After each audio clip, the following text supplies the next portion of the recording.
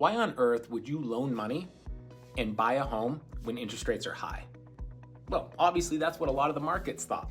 And from peak sales of units in Salt Lake County a couple years ago versus right now, we're only selling about 50% of what we were selling at the peak strength of the market. And so a lot of people will simply say, interest rates are high, I'm not gonna buy. Well, that makes a decent amount of sense if you're happy with your existing home and you have a 30-year fixed mortgage that's at a really low rate. And a lot of people do. They have rates in the high 2s or low 3s, and I get that. And it might be the best financial decision to just stay in that property. But if you don't own right now, or you don't like your home, or there's a factor that is really pushing you to upgrade, then it actually does make a lot of sense to buy even while interest rates are high. Here's why. It sounds a bit cliche and people have been saying it for a while now, but when interest rates come down, and it's really expected that they do, there's a lot of predictions out there, but Fannie Mae thinks interest rates will average 5.7 in 2025. The Fed have signaled that they're gonna lower interest rates. A lot of other experts have released predictions, and a lot of them are in the mid to 5 high percent range.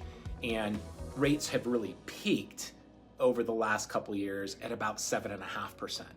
So you got two options. You wait for rates to get into the 5s, or you buy while they're in the 7s and then you refinance when they're in the 5s. We have laid this out on so many spreadsheets for clients, and the reality is the smartest financial decision is to buy while they're high and then refinance when they're low, because inventory is up. We are seeing a little more negotiation room. List to sell price ratio right now in Salt Lake County is 96%. That means on average, sellers are getting 96% of their asking price. 4% doesn't seem like a lot, but when median price is in the 600s, 4% is about $25,000.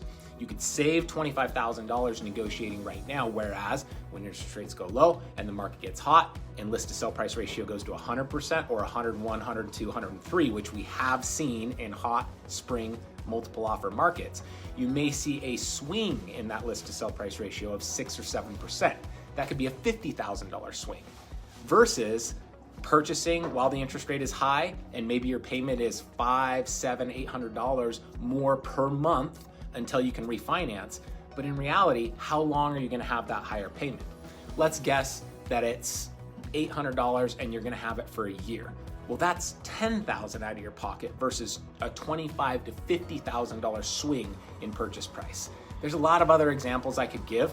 The reality is right now, we're at the tail end of what I believe is to be the soft market with a little bit higher inventory, and your best opportunity to buy is gonna be December of 2024 and January of 2025 when no one else is doing it, because that's what Warren Buffett said.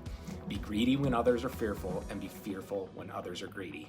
We're gonna educate you here at UtahCribs so you make an educated decision when it comes to your real estate.